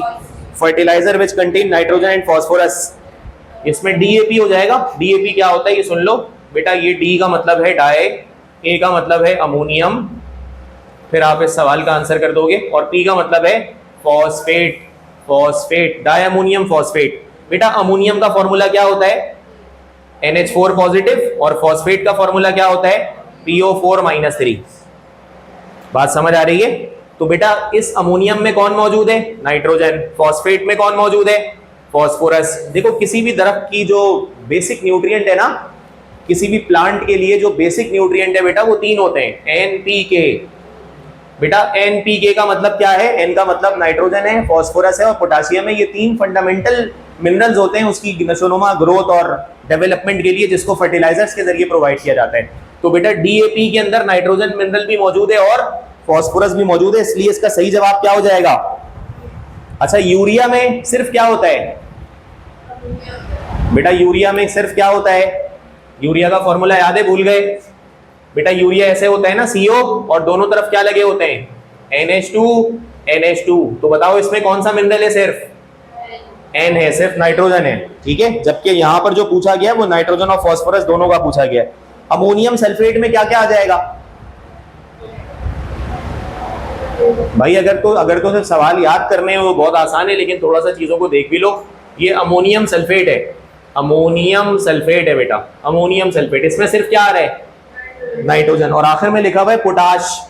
तो पोटाश को बेटा हर उस सॉल्ट को कहते हैं जिसमें पोटाशियम आ जाता है, बस मेरी बात समझ आ रही है। पोटाशियम जिसमें आ जाए उसको कहा जाएगा पोटाश। तो इसका सही जवाब हो जाएगा DAP। आगे चलो, मॉलिक्यूलर फॉर्मूला विनेगर का अगला बताओ, रिपीट हो गया ये भी। अल्कोहल बन जाएगा, अगर यहां पर अल्कोहलिक KOH कह दे तो अल्कीन बन जाएगा बेटा। एडिशन ऑफ HCN, देखो नहीं, देखो ये सवाल मुकम्मल नहीं है। इसमें देखो 2 बातें, एडिशन ऑफ HCN किसमें, किसके अंदर, HCN की एडिशन किसके अंदर। अगर तो अब मिसाल के तौर पर अब मैं कहता हूं addition of HCN into aldehyde और कीटोन, तो फिर ये सवाल मुकम्मल होगा। तो आप एल्डिहाइड और कीटोन मानते हुए आंसर करो, क्या होना चाहिए भाई। HCN को एडिशन ऑफ HCN किसी भी सब्सटेंस के अंदर हम करना चाह रहे हैं ना, मतलब मिसाल के तौर पर अल्कीन में कर रहे हैं अगर, या एल्डिहाइड में कर रहे हैं, या कीटोन में कर रहे हैं, तो ये आप उसको मेंशन करो कि हम किस चीज में कर रहे हैं। लेट्स सपोज अगर हम, देखो बेटा हम क्या बात करना चाह रहे हैं, ये देखो आपको ये रिएक्शन गालिबन याद भी होगा। बताओ इसका प्रोडक्ट क्या होगा, इसका प्रोडक्ट बताओ क्या होगा। पाई बॉन्ड ब्रेक होगा, ये H पॉजिटिव है, ये नेगेटिव है, ये नेगेटिव है, ये पॉजिटिव है। बेटा यहाँ पे एक बॉन्ड बनेगा, यहाँ पे एक बॉन्ड बनेगा, H पॉजिटिव यहाँ चला जाएगा, CN नेगेटिव यहाँ पे आ जाएगा। इसको कहते हैं साइनोहाइड्रिन, याद है, इसको कहते हैं साइनोहाइड। तो हमने HCN को किसके अंदर ऐड किया, ये फैसला होगा ना कि वो न्यूक्लियोफिलिक है या इलेक्ट्रोफिलिक है। तो अगर हम इसको एल्डिहाइड के अंदर ऐड कर रहे हैं तो इसका सही आंसर क्या हो जाएगा, न्यूक्लियोफिलिक एडिशन, क्योंकि डिफरेंट एटम्स के बीच में जो है वो पाई बॉन्ड आया हुआ है। सही है। तो अगर हम इसको एल्डिहाइड और कीटोन मानकर आंसर करेंगे तो ये इसका एक्चुअल आंसर हो जाएगा। नहीं, सवाल आप पढ़े ना, सवाल क्या लिखा हुआ है, एडिशन ऑफ HCN लिखा हुआ है, एडिशन इनटू HCN नहीं लिखा हुआ है। ये नहीं कहा जा रहा है कि HCN के अंदर एडिशन करने जा रहे हैं, ये कह रहे हैं एडिशन ऑफ HCN। भाई HCN को ऐड करना है, किसमें? आगे चलेंगे, कह रहे हैं the chemical name of C2H5 is ethanol हो जाएगा, very easy. Benzene does not perform, benzene addition perform नहीं करता, डज नॉट परफॉर्म। जल्दी से बताओ बेटा, बेंजीन इसमें से क्या परफॉर्म नहीं करता? भाई इलेक्ट्रोफिलिक सब्स्टिट्यूशन तो उसका कॉमन रिएक्शन है, एडिशन भी करता है। क्या ख्याल है? बेंजीन जो है एडिशन भी करता है, लेकिन एक्सट्रीम कंडीशंस पर करता तो है ना। बहरहाल ऑक्सीडेशन भी परफॉर्म करता है बेटा। KMnO4 की मौजूदगी में बेंजीन को ऑक्सीडाइज भी किया जा सकता है। बेंजीन की रिडक्शन पॉसिबल नहीं है। मेरी बात समझ आ रही है? बेंजीन की रिडक्शन पॉसिबल नहीं है किसी भी एतबार से, ये नोट कर लो। अगला सवाल बताओ भाई, hydrocarbon compounds are oxidised to form, बिल्कुल, किसी भी हाइड्रोकार्बन को ऑक्सीडाइज करोगे मतलब उसका रिएक्शन ऑक्सीजन से करोगे तो CO2 बनेगा और वाटर की फॉर्मेशन होगी। ये बोलो, ये भी ओल्ड बुक का सवाल है, इस पर मैं आपको थोड़ा सा बता दूं, नोट कर लो चंद बातों को। बेटा ये जो बात यहां पर की गई है, which product is obtained by destructive distillation of would, तो एक बात याद रख लो, ये जो इसका सही आंसर ये है मिथेनॉल। अच्छा, वो आपको कैसे याद रहेगा, मैं आपको एक रेफरेंस बता देता हूं, इसको वुड स्प्रिट कहा जाता है। इस रेफरेंस से याद रखना, वुड स्प्रिट यानी वो लिक्विड जो लकड़ी के अंदर से निकाला जाता है। मिथेनॉल का पुराना नाम वुड स्प्रिट भी है, क्योंकि ये पुराना मेथड है कि लकड़ी के अंदर से इसकी डिस्ट्रक्टिव डिस्टिलेशन करके मिथेनॉल निकाला जाता है। तो ये सही आंसर है इसका, मिथेनॉल हो जाएगा। और भी तफसील है लेकिन वो बहरहाल आगे चलते हैं। Aldehyde gives auto redox reaction in, देखो बेटा कल मैंने एक बात की थी वो वाली एल्डोल कंडेंसेशन वाली, याद है? एल्डोल कंडेंसेशन कौन करता है बेटा? ऐसे एल्डिहाइड्स जिनके पास अल्फा हाइड्रोजन होता है वो एल्डोल कंडेंसेशन करते हैं, और जिनके पास नहीं होता है वो दूसरा रास्ता लेते हैं, वो कैनिज़ारोज रिएक्शन करते हैं। ये पुरानी बुक की तफसील है, इस वजह से आप बिल्कुल इसके हवाले से ब्लैंक हो। तो कह रहे हैं कि aldehyde gives auto redox reaction. अब जरा ये सुन लो कि इसका सही जवाब तो ये है, ठीक है? अब इसके बारे में थोड़ी सी बात तो पता है, थोड़ी सी बात और भी सीख लो बेटा। जैसे ये ना फॉर्मल्डिहाइड, ये एल्डिहाइड है और इसके पास अल्फा हाइड्रोजन नहीं है, ठीक है? क्यों नहीं है सर? क्योंकि बेटा ये तो इसका पूरा फंक्शनल ग्रुप है, फंक्शनल ग्रुप के साथ कोई कार्बन लगा होता है तो वो अल्फा कार्बन होता है, इसमें तो कोई नहीं है, तो इसके पास अल्फा हाइड्रोजन नहीं है, तो ये करेगा कैनिज़ारोज रिएक्शन। होता क्या है कि इसके अंदर आप अगर चाहो तो अपने पास नोट भी कर लो बेटा, ये दो प्रोडक्ट्स, दो रिएक्टेंट्स इस्तेमाल किए जाते हैं एल्डिहाइड के। Number 1 formaldehyde, number 1 formaldehyde, number 1 formaldehyde, number 2 ये रिएक्शन करता है कॉस्टिक सोडा के साथ। इतनी बातें अगर याद कर लो तो बहुत अच्छा हो जाएगा। दो मॉलिक्यूल्स फॉर्मल्डिहाइड के और एक मॉलिक्यूल कॉस्टिक सोडा का। उसमें पता है क्या होता है? एक मॉलिक्यूल ऑक्सीडेशन करता है और दूसरा क्या करता है? रिडक्शन करता है। एक ऑक्सीडेशन करता है और दूसरा क्या करता है बेटा? एक ऑक्सीडेशन और दूसरा रिडक्शन करता है, और इसी रिएक्शन को क्या कहा जाता है? कैनिज़ारोज रिएक्शन कहा जाता है, ठीक है बेटा? एल्डोल कंडेंसेशन इसका सही जवाब नहीं हो सकता ना, बताइएगा जरा जल्दी से। क्योंकि एल्डोल कंडेंसेशन तो जो रिएक्शन है वो मैंने आपको बता दिया कि वो कंडेंस हो जाते हैं, ऑक्सीडाइज या रिड्यूस नहीं होते, ठीक है? जबकि फेलिंग्स टेस्ट और टॉलेंस टेस्ट तो ये डिफरेंट आपके पास रिएक्शन है जिसमें सिर्फ वो ऑक्सीडेशन ही परफॉर्म कर रहा होता है। आगे चलते हैं भाई। प्रोपाइल अल्कोहल क्या बनाएगा ऑक्सीडेशन पर? हाँ भाई, प्रोपाइल अल्कोहल ऑक्सीडेशन पर क्या बनाएगा? जी बेटा, एक तो प्रोपेनोइक एसिड है, एक प्रोपेनोन है और एक प्रोपेनल है। तो प्रोपाइल अल्कोहल अगर अल्कोहल की ऑक्सीडेशन करते हैं तो क्या बनता है? एल्डिहाइड, और फिर एल्डिहाइड की ऑक्सीडेशन करते हैं तो कार्बोक्सिलिक एसिड बनता है। तो यहाँ पर हमसे ऐसा कुछ भी नहीं कहा गया, हमें कहा गया है कि बस प्रोपाइल अल्कोहल की ऑक्सीडेशन कर दो। तो जब अल्कोहल की ऑक्सीडेशन करेंगे तो एल्डिहाइड बन जाएगा। मेरी बात समझ आ रही है? हमसे ये नहीं कहा गया कि इसको कंप्लीट ऑक्सीडाइज करो, प्रोपाइल अल्कोहल ऑक्सीडेशन करने पे प्रोपेनल बना देगा, अल्कोहल की ऑक्सीडेशन से एल्डिहाइड बन जाएगा। समझ आ रही है बात? फर्दर ऑक्सीडेशन करेंगे तो बनेगा प्रोपेनोइक एसिड। अमाइड का फॉर्मूला बताओ, ये बताओ, ये हो जाएगा सॉल्व? इजी सा क्वेश्चन है, पढ़ लो पहले, सवाल को पढ़ लो एक दफा, उसके बाद इसको, ये कई मरतबा रिपीट भी हुआ है ये सवाल, कई मरतबा पीछे पास पेपर में जाओगे तो कई मरतबा ये वाला क्वेश्चन रिपीट हुआ है। क्या आप इसका आंसर कर सकते हो? भाई कह रहे हैं कि फॉर कंप्लीट ऑक्सीडेशन, बेटा ऑक्सीडेशन कहें तो मतलब होगा रिएक्शन करवा दो, किससे? ऑक्सीडेशन मतलब रिएक्शन करवाओ किससे? ऑक्सीजन से, कंबस्ट करवा दो। चलो एक एक करके देखते हैं। अच्छा ये देख लो कि जिसकी ऑक्सीडेशन करवा रहे हैं वो कितना है, और उसके लिए जो ऑक्सीजन रिक्वायर है वो कितने हैं? 3 मोल है। जाहिर है ऑक्सीडेशन के लिए ऑक्सीजन चाहिए होगा, एक एक करके करवा लो। ये देखो बेटा CH4 है, O2 से रिएक्ट करवाओ, क्या बनेगा? भाई दो ही चीजें बनेंगी ना, कार्बन डाइऑक्साइड और वाटर। बैलेंस करो बेटा, यहां पे 2 आ जाएगा, यहां पे 2 आ जाएगा। अब देखो ये है ऑर्गेनिक कंपाउंड और ये है ऑक्सीजन, क्या 1:3 का रेशो बन रहा है? बेटा बोर्ड पे तवज्जो रखो जरा, 1 मोल ऑर्गेनिक कंपाउंड है, सही है सर, उसके साथ कितने ऑक्सीजन रिक्वायर हो रहे हैं? लेकिन ये 1 मोल के लिए 2 मोल रिक्वायर हो रहा है, इसका मतलब ये आंसर सही नहीं है। समझ आ रही है बात? नहीं समझ आई? 1 मोल मीथेन गैस को ऑक्सीडाइज करने के लिए ऑक्सीजन के कितने मोल रिक्वायर हुए? 2 मोल। हमें ये देखना है कि किस ऑप्शन में 1 मोल के लिए 3 मोल खर्च हो रहे हैं, हमें ये देखना है। अच्छा अब अगला सवाल देखो, मैं इसको कंडेंस करके लिखूं बेटा? कंडेंस कैसे सर? मतलब C2H4 और O ऐसे लिखेंगे तो रिएक्शन आसान हो जाएगा, C2H4 और O, सही हो गया। इसको ऑक्सीजन से रिएक्शन करवाओ, बताओ क्या बनेगा? सर वही बनेगा, कार्बन डाइऑक्साइड और ऑक्सीजन। बेटा दुनिया का कोई भी ऑर्गेनिक कंपाउंड ऑक्सीजन से रिएक्शन करे यही बनते हैं।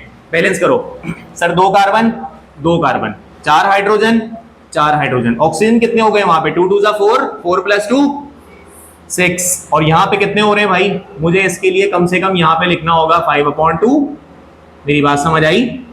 5/2 करूंगा तो ये 5 और +1 क्या हो जाएगा? तो क्या 1 के साथ 3 मोल कंज्यूम हो रहे हैं? नहीं, तो ये भी आंसर ठीक नहीं है। आगे चलो, इसका फॉर्मूला सेट करो जरा, ये क्या है? देखो C1 और C2, हाइड्रोजन कितने हैं भाई? 3 और 1 4, C2H4, और ऑक्सीजन कितने हैं बेटा? O2, प्लस ऑक्सीजन से रिएक्शन करवाओ, बताओ क्या क्या बनेगा? कार्बन डाइऑक्साइड और वाटर। चलो बैलेंस करो, 2 कार्बन 2 कार्बन, ऑक्सीजन 4 हाइड्रोजन 4, तो यहाँ पे वाटर से पहले 2 लगा दिया। अब ऑक्सीजन गिन लो जरा, 2 2 4, 4 + 2 6, बेटा ऑलरेडी यहाँ पे 2 हैं तो मैं यहाँ पे क्या लगाऊंगा? 2 2 2 4, 4 + 2 6 हो जाएगा। क्या ये 1:3 का रेशो बन रहा है बेटा? ये भी नहीं बन रहा है, इसका मतलब है ये ऑप्शन भी गलत है। बात समझ आ रही है? अगला ऑप्शन ले लो, क्या है अगला ऑप्शन? इथेनॉल है, C2H6 और O, ऑक्सीजन से रिएक्शन करवाओ, बताओ क्या बनेगा भाई? सेम प्रोडक्ट बन जाएगा सर, CO2 + वाटर। अब बैलेंस करो, अब बैलेंस करो बेटा इसको, यहाँ पे 2 कार्बन 2 लगा दिया, हाइड्रोजन 6, यहाँ पे 3 लगा दिया। अब जरा गिनो ऑक्सीजन कितने हो गए? 2 2 4, 4 + 3 7, तो बेटा मैं यहाँ पे 3 लगाऊंगा, 3 2 6, 6 + 1, बेटा 1:3 का रेशो यहाँ पे आ रहा है, तो ये ऑप्शन सही हो जाएगा। बात समझ आ रही है? तो सबको ऑक्सीडाइज कर लेंगे, बैलेंस कर लेंगे और देखेंगे कि 1 के साथ 3 ऑक्सीजन कहां खर्च हुए। समझ आया सवाल? आगे चलते हैं भाई। Main constituent of petrol is octane. भाई ऑक्टेन के बगैर पेट्रोल नहीं है। जाइलिन का फॉर्मूला बोलो भाई। जाइलिन में 2 दफा CH3 लगते हैं बेटा, तो CH3 ट्वाइस, 2 H निकाला 2 CH3 लगा दिए। ये सवाल फिर से रिपीट हो रहा है। It is not easy to attack nucleophile in, बल्कि वही स्टेरिक हिंड्रेंस की वजह से होता है। पिक्रिक एसिड का नाम क्या होता है? अगला ग्रिग्नार्ड रिएजेंट हो जाएगा। एसिटिक एसिड को अगर मीथेन में कन्वर्ट कर लें तो प्रोसेस क्या कहलाता है? और ये फॉर्मूला बताओ। In a reaction activation energy is equal to threshold minus internal energy, बल्कि ये प्लस करके कहा गया ना, तो थ्रेशोल्ड में से माइनस कर लिया। अच्छा, एवरेज काइनेटिक एनर्जी को आप इंटरनल एनर्जी भी कह सकते हो बेटा। बात समझ आ रही है? जो एवरेज काइनेटिक एनर्जी लिखा हुआ है, हमने जो फॉर्मूला पढ़ा है वो क्या पढ़ा है? सुनो, हमने ये पढ़ा है कि थ्रेशोल्ड एनर्जी कब बनती है? 2 तरह की एनर्जीज को मिलाकर, इंटरनल प्लस एक्टिवेशन एनर्जी। ये फॉर्मूला किसका पूछ रहे हैं बेटा? ये फॉर्मूला पूछ रहे हैं एक्टिवेशन एनर्जी का, तो क्या फॉर्मूला सेट हो जाएगा? Threshold minus internal energy. बेटा इंटरनल एनर्जी ही को क्या नाम दिया जा सकता है? Average kinetic energy. तो ये फॉर्मूला मौजूद है यहाँ पर ऑप्शन ए के अंदर, थ्रेशोल्ड माइनस एवरेज के ही। वाटर सोल्यूबल विटामिन कौन से होते हैं भाई? भाई देखो आपके पास एक तो विटामिन है के ए डी ई, केड याद रखो बेटा, विटामिन केड याद रखो, के ए डी ई। ये विटामिन कौन से विटामिन है बेटा? ये है फैट सोल्यूबल, यहां से भी कोई सवाल हो सकता है। और विटामिन बी और सी ये आपके पास कौन सी सोल्यूबिलिटी रखते हैं? Water soluble. क्लियर है ये? अच्छा जी, ये बताओ, an element has 5 electrons in valence shell, what is its perfect configuration? बेटा 5 इलेक्ट्रॉन्स हैं आखिरी शेल में, तो कौन सी कॉन्फ़िगरेशन में हो रहा है ऐसा? ये देखो 2 + 3 5, बाकी कहीं पे भी ऐसा नहीं है। यहाँ पे 7 बन रहे हैं, यहाँ भी 7, यहाँ भी 7, यहाँ पे 5 बन रहे हैं। ठीक है, तो वैलेंस ऑर्बिट में 5 इलेक्ट्रॉन्स लास्ट ऑप्शन के अंदर। ठीक है, हाइड्रोजन इज बेस्ट। बहुत होते हैं बेटा, हाइड्रोजन दोनों काम कर सकता है, ऑक्सीडेशन भी और रिडक्शन भी। इलेक्ट्रोकेमिस्ट्री में इसकी और ज्यादा तफसील है। ये सवाल थोड़ा सा ट्रिकी है, इसका सही आंसर बताओ ये क्या है? At low pressure and high temperature. पहले तो एक लफ्ज याद रख लो, प्लाइट वाला, याद है बेटा? ये प्लाइट का लफ्ज याद है? क्या ये सवाल उसी फॉर्मूले पर बना हुआ है? क्या कहा गया है? लो प्रेशर पर, और क्या कहा गया है? हाई टेम्परेचर पर आइडियल गैस होती है। तो कह रहे हैं कि इन चारों में से कौन सी गैस आइडियल बिहेव करेगी? देखो दुनिया में कोई भी गैस आइडियल नहीं होती, कोई सी भी चारों में से गैस आइडियल नहीं है, लेकिन कहने का मकसद ये है कि कौन सी गैस आइडियलिटी से ज्यादा करीब होगी। तो उसका सही आंसर क्या हो जाएगा? वजह बताओ। सुनो, क्या ये मॉलिक्यूल नॉन पोलर होता है? Yes, carbon dioxide non polar है ना। सर कैसे नॉन पोलर है, थोड़ा सा बता दें। ऑक्सीजन की इलेक्ट्रोनेगेटिविटी क्या होती है बेटा? और कार्बन की क्या होती है? डिफरेंस क्या बना? तो सर ये तो बेटा ये 1.0 नहीं बन गया, तो सर ये तो पोलर बन रहा है, ये तो पोलर है। नॉन पोलर तो 0.4 तक होते हैं, 0.4 से बड़ा डिफरेंस आ रहा है तो पोलर है। आप कैसे नॉन पोलर कह रहे हैं? भाई इसलिए कह रहा हूँ नॉन पोलर क्योंकि इसकी ज्योमेट्री आप जानते हो ना, ये होती है लीनियर होती है। अच्छा, कार्बन की इलेक्ट्रोनेगेटिविटी कम है तो प्लस और ये दोनों माइनस होंगे। डायपोल मोमेंट पढ़ाया था, डायपोल मोमेंट वेक्टर क्वांटिटी होती है, प्लस से माइनस की तरफ उसकी डायरेक्शन होती है। एक वेक्टर ये बन गया, दूसरे बॉन्ड के लिए दूसरा वेक्टर बनेगा, ये दोनों वेक्टर ऑपोजिट होने की वजह से एक दूसरे को काट देंगे, तो इसका डायपोल मोमेंट क्या हो जाएगा? अगर किसी मॉलिक्यूल का डायपोल मोमेंट 0 हो जाए बावजूद इसके कि उसका डेल्टा E 1.0 आ रहा हो, तो उस मॉलिक्यूल को क्या कहा जाता है? बात समझ आई? तो ये नॉन पोलर है। बेटा हीलियम भी क्या हो जाएगा? नॉन पोलर, क्योंकि ये तो अकेला होता है ना, चार्ज बनेंगे नहीं इस पर। मोनोएटॉमिक गैस है ना बेटा, तो प्लस माइनस का चक्कर नहीं है। यहाँ पे सेम एटम्स हैं, ये भी नॉन पोलर होगा, ये भी सेम एटम है, नॉन पोलर होगा। सर चारों ही ऑप्शन नॉन पोलर के हैं। नॉन पोलर मॉलिक्यूल्स के बीच में कौन सी फोर्स काम करती है? London dispersion force. याद आया ये? अच्छा, लंडन डिस्पर्जन फोर्स का डायरेक्ट ताल्लुक होता है साइज ऑफ मॉलिक्यूल के साथ। साइज बिगर तो एलडीएफ मजबूत, साइज कम तो एलडीएफ भी कमजोर। तो इन चारों ऑप्शंस में से सबसे छोटा साइज किसका होगा? हीलियम का। दुनिया का सबसे छोटा एटम ही हीलियम होता है ना बेटा। तो देखो N2, O2, He और CO2 में देख लो सबसे छोटा हीलियम होगा, क्योंकि 2 ही एटॉमिक नंबर है उसका। मतलब ये क्या समझाने वाली बात नहीं है। तो चूंकि इसका साइज सबसे छोटा है तो इसके अंदर पार्टिकल्स के बीच में फोर्स सबसे कम होगी। और काइनेटिक मॉलिक्यूलर थ्योरी में कहा जाता है कि गैस के पार्टिकल्स के बीच में फोर्स ऑफ अट्रैक्शन नहीं होती है। तो ऐसा तो किसी भी जगह नहीं हो सकता। हाँ, अगर यहाँ पे बहुत कमजोर फोर्स है तो हम इस बात को उस बात के करीब मानकर कह देंगे कि ये गैस आइडियल बिहेव कर सकती है। बात समझ आ रही है? तो इसका सही जवाब हो जाएगा हीलियम। अब जो अगला ऑप्शन, अगला एमसीक्यू आ रहा है बेटा, वो भी इसी ट्रिक से सॉल्व होगा। तो वो आप जरा देखो वो क्या कह रहे हैं। कौन सी noble gas weakest van der Waals force रखती है? बेटा ये सब की सब नोबेल गैसेज हैं, सब नॉन पोलर होंगी, सब में एलडीएफ होगी। एलडीएफ साइज के साथ डायरेक्ट रिलेटेड होती है, साइज जिसका छोटा होगा एलडीएफ वहां कमजोर हो जाएगी। एलडीएफ मतलब वैन डेर वाल्स फोर्स। तो सबसे छोटा क्या है भाई? हीलियम। तो हीलियम इसका करेक्ट आंसर है।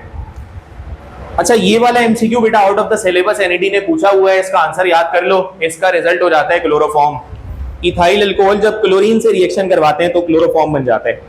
ये बताओ, ये रिपीट हो रहा है। क्लोरोप्रोपेन के दो पोजीशन आइसोमर्स होते हैं, एक 1 क्लोरोप्रोपेन हो जाएगा और फिर क्लोरीन को 1 से हटा के 2 पे लगा दोगे तो 2 क्लोरोप्रोपेन हो जाएगी। ये पोजीशन आइसोमर्स बना रहे हो ना तुम, सीएल की पोजीशन चेंज करके आइसोमर बना रहे हो। इसका सही जवाब बताओ। Basic buffer. बेसिक बफर भाई, बेसिक बफर जो है, बेसिक बफर जो है, एक तो वीक बेस होना चाहिए, वीक बेस होना चाहिए, और साथ में उसका सॉल्ट होना चाहिए, सॉल्ट होना चाहिए, ठीक है, स्ट्रॉन्ग एसिड के साथ। तो बेटा ये तो नहीं हो सकता, क्या ख्याल है बेटा, ये हो सकता है क्या? क्यों नहीं हो सकता? ये क्या है? एसिड है। मेरी बात समझ आ रही है? ये एसिड है और ये उसका सॉल्ट है, ये तो नहीं हो सकता। और वो एसिड भी स्ट्रॉन्ग एसिड है। वीक बेस ये है, बोलो भाई जल्दी से, वीक बेस है ये NH4OH वीक बेस होता है बेटा। तो ये इसका सही ऑप्शन हो जाएगा, इसलिए क्योंकि ये वीक बेस है और ये उसका सॉल्ट है। सॉल्ट कैसे बनता है? OH को हटाकर नॉन मेटल लगा देते हैं। ये लेक्चर के दौरान भी बताया हुआ था बेटा, बफर सॉल्यूशंस के अंदर, वहां जाकर पढ़ भी लेना है इसको। तो इसका करेक्ट ऑप्शन ये हो जाएगा जी, ऑप्शन सी बेटा। बाय मिस्टेक मुझसे सॉल्यूशन में गलत लग गया है, जो आपको पीडीएफ मैंने दिया है ना उसमें NH4OH और HCl जल्दबाजी में वो टिक कर दिया ऑप्शन सी। इस वजह से रुक कर बता रहा हूं कि ऑप्शन बी होगा। उसकी वजह क्या है इसको समझ लो बेटा। देखो ये वीक बेस है, सुनो, ये वीक बेस है, ये वीक बेस है, और वीक बेस के साथ स्ट्रॉन्ग एसिड कभी भी बफर नहीं बनाता। वीक बेस के साथ उसी का सॉल्ट होना चाहिए, ये उसका सॉल्ट है। OH हटाया, नॉन मेटल लगा दिया, सही है। इस बात को तुम एसिडिक बफर के जरिए भी समझ सकते हो बेटा। बहरहाल वो आएगा आगे, तो देखते हैं। अगला क्वेश्चन देखो भाई, ग्रिग्नार्ड रिएजेंट एक्टिव होता है किसकी वजह से? इसमें ऑल ऑफ दीज होगा बेटा, सबकी प्रेजेंस की वजह से चार्जेस डेवलप होते हैं, इस वजह से वो रिएक्टिव होता है। When two compounds are mixed to form an Easter,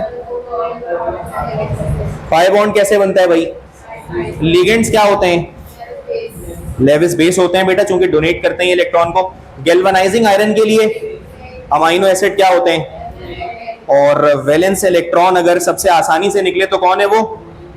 lithium, sodium, potassium, rubidium. सबसे आसानी से रुबिडियम सबसे आसानी से इलेक्ट्रॉन लूज करेगा, क्योंकि वो सबसे नीचे है ना अपने ग्रुप में, तो साइज उसका सबसे बिगर होगा, और चूंकि बड़ा एटम है तो वो आसानी से इलेक्ट्रॉन लूज कर देगा, सही है।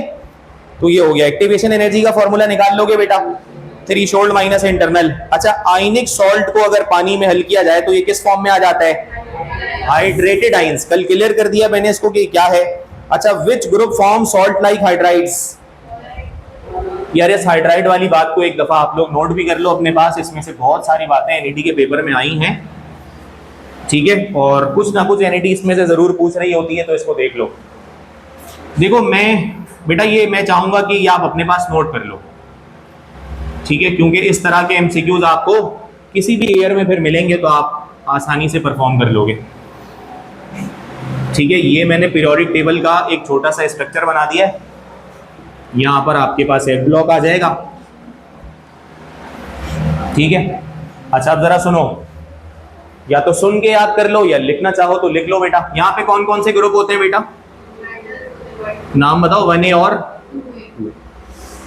बेटा ये दो ग्रुप के एलिमेंट्स जब भी हाइड्रोजन के साथ कंबाइन होते हैं तो उनसे जो हाइड्राइड बनता है उसको आयनिक हाइड्राइड कहा जाता है, ठीक है। और आयनिक हाइड्राइड ही को, सुनो, आयनिक हाइड्राइड ही को सॉल्ट लाइक हाइड्राइड भी कहा जाता है, सॉल्ट लाइक हाइड्राइड, या फिर इसी को सेलाइन हाइड्राइड भी कहा जाता है। सेलाइन मतलब सॉल्ट लाइक। देखो आयनिक बॉन्ड जहां बनता है वो सॉल्ट ही बनाता है ना, जैसे NaCl आयनिक बॉन्ड बना तो सॉल्ट बन गया। तो ग्रुप 1A और 2A के जितने एलिमेंट्स हाइड्रोजन से कंबाइन होकर हाइड्राइड बनाते हैं, they always form ionic hydride. इधर आ जाओ, यहाँ पे कौन कौन से ग्रुप होते हैं बेटा? 3A से लेकर, देखो 8 को हम शामिल नहीं करेंगे, वजह क्या है? क्योंकि 8 वाले रिएक्शन ही नहीं करते, रिएक्शन नहीं करेंगे किसी के साथ भी, तो हाइड्रोजन के साथ भी नहीं करेंगे। तो बेटा 3 से लेकर 7A तक वाले जो एलिमेंट्स हैं, ये जब हाइड्रोजन के साथ कंबाइन होते हैं तो ये कौन सा हाइड्राइड बनाते हैं?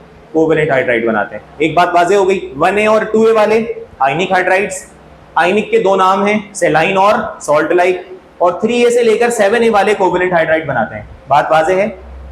ठीक है। अच्छा, अब मजीद बातें इसके अंदर सुनिए, मजीद बातें सुनिए बेटा। ये जो 3A है ना, इसका पहला एलिमेंट कौन होता है, दूसरा कौन होता है, अल्मोनियम।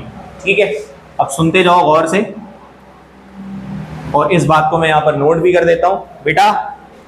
अगर सुनो, अगर आयनिक हाइड्राइड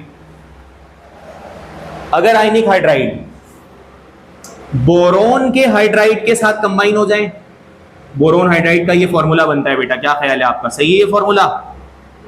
बी ग्रुप नंबर 3 का एलिमेंट है ना, वैलेंसी 3 होगी, क्रॉस मल्टीप्लाई करवा दिया, BH3 के साथ कंबाइन हो जाए या AlH3 के साथ कंबाइन हो जाए, इसको क्या पढ़ोगे बेटा, बोरोन हाइड्राइड, अल्मोनियम हाइड्राइड। बेटा जब ये दोनों आपस में कंबाइन होते हैं तो एक नया हाइड्राइड फॉर्म होकर आता है जिसको कॉम्प्लेक्स हाइड्राइड कहा जाता है। अब तक कितना हो गया, सुनो, 1A और 2A से क्या बनता है, आयनिक हाइड्राइड, 3A से 7A तक कोवेलेंट हाइड्राइड, तो बहुत आसान हो गया। अब सुनो, आयनिक हाइड्राइड और 3A के बोरोन हाइड्राइड और अल्मोनियम हाइड्राइड जब कंबाइन होते हैं तो कॉम्प्लेक्स हाइड्राइड बन जाते हैं। बात समझ आ रही है? देखो भाई, इसकी तफसील हो सकती है बहुत ज्यादा। देखो ये जो BH3 है बेटा, इधर देखो जरा बोर्ड की तरफ एक मिनट के लिए, ये देखो BH3, ये BH3 है।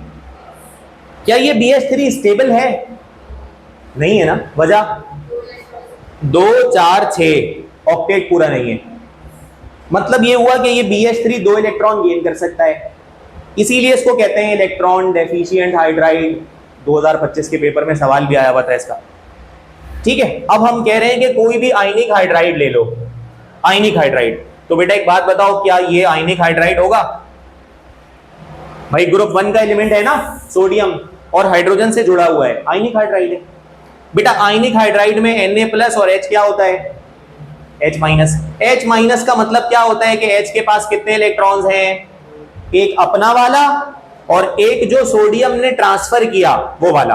तो ये लो, यहां पर H आया, उसने अपने दोनों इलेक्ट्रॉन बोरोन को डोनेट कर दिए वन साइडेड शेयरिंग के साथ। क्या ये कोऑर्डिनेट कोवेलेंट बॉन्ड नहीं बन गया यहां पे? और इसको कोऑर्डिनेशन स्फीयर में बंद नहीं करेंगे, और क्योंकि ये H नेगेटिव आया था तो पूरे ब्रैकेट पर कौन सा चार्ज लग जाएगा, नेगेटिव, और ये कौन सा आयन बच गया, पॉजिटिव। तो क्या होगा, ये Na पॉजिटिव इस पूरे एनाइन के साथ कंबाइन हो जाएगा। तो इसको अब लिखा कैसे जाएगा, इसको लिखा कैसे जाएगा फॉर्मूला के रेस्पेक्ट से, NaBH4। क्या आपको याद आया, ये कहीं पढ़ा है आपने, ऑर्गेनिक केमिस्ट्री में पढ़ा है। कहां पढ़ा है भाई ऑर्गेनिक केमिस्ट्री में? रिड्यूसिंग एजेंट के तौर पर। जब इसको हीट करते थे तो ये अपना 4 हाइड्रोजन निकाल देता था और पाई बॉन्ड को ब्रेक करके वहां जाकर ऐड हो जाया करता था। इसी जगह पर हमने एक और भी पढ़ा था, लिथियम अल्मोनियम हाइड्राइड। सोचो ये कॉम्प्लेक्स हाइड्राइड है या नहीं है, सोचो ये कॉम्प्लेक्स हाइड्राइड है या नहीं है। निकालो इसमें से आयनिक हाइड्राइड कौन सा होगा, लिथियम हाइड्राइड। बोलो है या नहीं, लिथियम और एक हाइड्रोजन उसके साथ कंबाइन कर दो, लिथियम हाइड्राइड आयनिक हाइड्राइड हो गया। और AlH3, बताओ ये कौन से ग्रुप का हाइड्राइड है बेटा, ये कौन सा हाइड्राइड है, आयनिक हाइड्राइड। ये कौन सा हाइड्राइड है, कोवेलेंट हाइड्राइड। कोवेलेंट हाइड्राइड, जब ये दोनों मिलेंगे तो कौन सा हाइड्राइड बनेगा। इतनी बातें बताई हैं कि आपको कम से कम कुछ कुछ तो याद रह जाएगा भाई। 1A और 2A कंबाइन करोगे तो क्या बनेगा, आयनिक। 3A से 7A वाले कोवेलेंट। 3A के अंदर अल्मोनियम और बोरोन के हाइड्राइड्स को जब आप आयनिक हाइड्राइड से मिलाओगे तो क्या बनेगा, कॉम्प्लेक्स का मतलब होता है एक ऐसा कंपाउंड जिसमें तीनों प्राइमरी बॉन्ड्स मौजूद हो, आयनिक भी, कोवेलेंट भी और कोऑर्डिनेट कोवेलेंट भी। तो इसमें तीनों तो मौजूद है नहीं, तीनों मौजूद हैं, कोवेलेंट, कोऑर्डिनेट कोवेलेंट और प्लस माइनस का बॉन्ड आयनिक। आगे चलते हैं बेटा। ठीक है, अगला सवाल हमारे पास,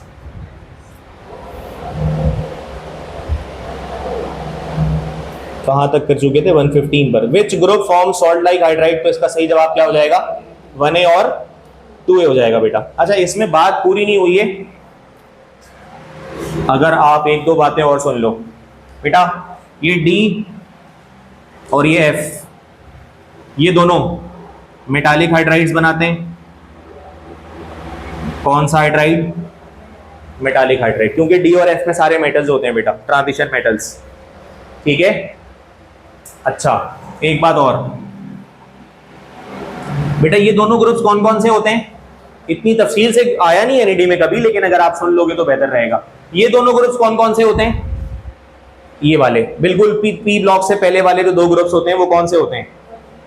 इसको क्या कहते हैं बेटा? 1b और 2b।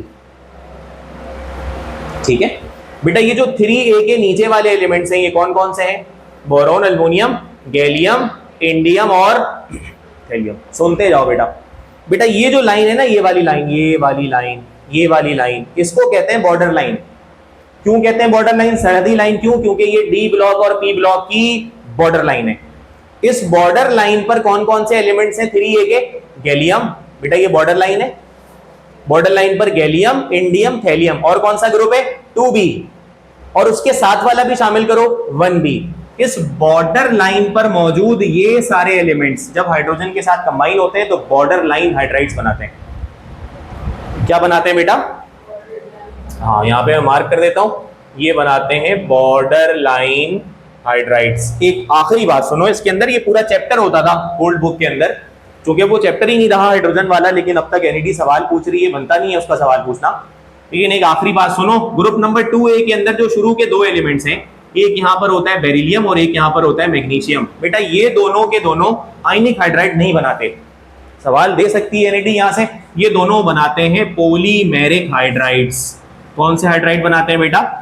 पॉलीमेरिक। ये इतनी बातें हो गई, सम अप करते हैं बेटा, रिकॉल करते हैं जरा सबको। 1a और 2a वाले क्या बनाते हैं? ये कंप्लीट पिक्चर है। 1a और 2a वाले क्या बनाते हैं? सिवाय किसके? बेरिलियम और वो दोनों क्या बनाते हैं? Polymeric hydrides. अब आ जाओ 3a पर, 3a से 7a पर कोवेलेंट हाइड्राइड्स बनाते हैं, लेकिन 3a के शुरू के दो हाइड्राइड्स अगर इनसे कंबाइन हो जाएं तो कौन सा बनाते हैं? Complex hydride. ठीक है। डी और एफ वाले क्या बनाते हैं? Metallic hydrides. और बॉर्डर लाइन पर, ये बॉर्डर लाइन है, बॉर्डर लाइन पर 3a के लोअर एलिमेंट्स और 1b और 2b वाले ये जब मिलते हैं तो कौन सा हाइड्राइड बनाते हैं? पावरफुल ऑक्सीडाइजिंग एजेंट बताओ भाई। टॉलेंस टेस्ट का final product bauxite purified by N2 molecule more stable due to hybridisation in CF4 sp3 हो जाएगा। Cancer is treated by cobalt 60 और लिक्विड बॉयल होता है जब उसका वेपर प्रेशर और एटमॉस्फेरिक प्रेशर आपस में क्या हो जाए? 2023 जहां तक हो पाता है 5 बजे तक देखते हैं, 7 मिनट और हैं। ठीक है। ये बताओ इस सवाल का सही जवाब क्या होगा? ये मिटा दे जरा सब कुछ।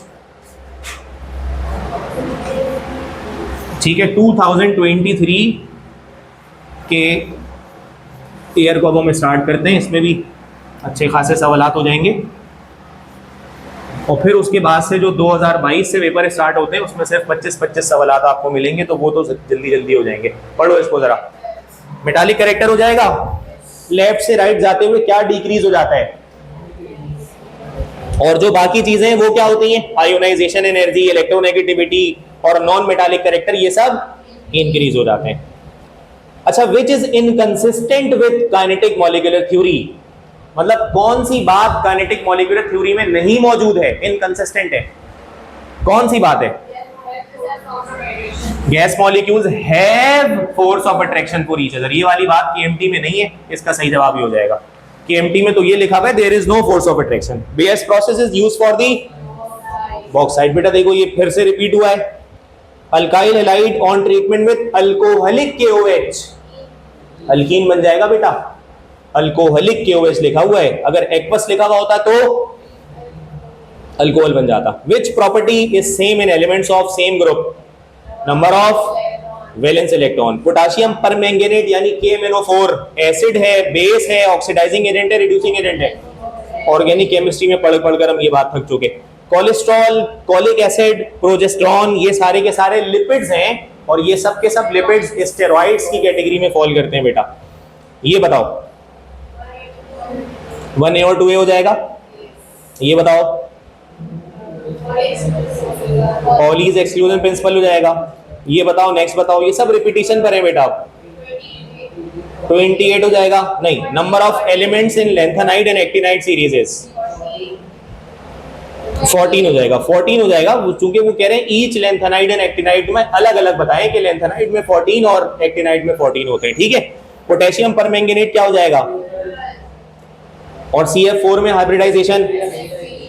ये बताइए, measurement of absolute viscosity is difficult because it depends on, बेटा याद रखना कोई भी प्रॉपर्टी अगर टेम्परेचर डिपेंडेंट होती है ना तो उसकी एब्सोल्यूट वैल्यू को मेजर नहीं किया जा सकता, रिलेटिव वैल्यू मेजर की जाती है।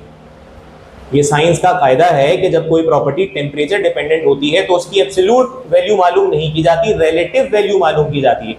तो ये बात याद रखना कि टेम्परेचर डिपेंडेंट होने की वजह से एब्सोल्यूट विस्कोसिटी मालूम नहीं करते या मुश्किल होता है मालूम करना। Bond present in nitrogen is caps separates, NH3 water में डिसॉल्व हो जाता है, वजह हाइड्रोजन बॉन्ड। बेटा वो याद है फोन वाली बात है, अगर फोन के साथ कनेक्टेड हो, बेटा sum of exponent most electropositive element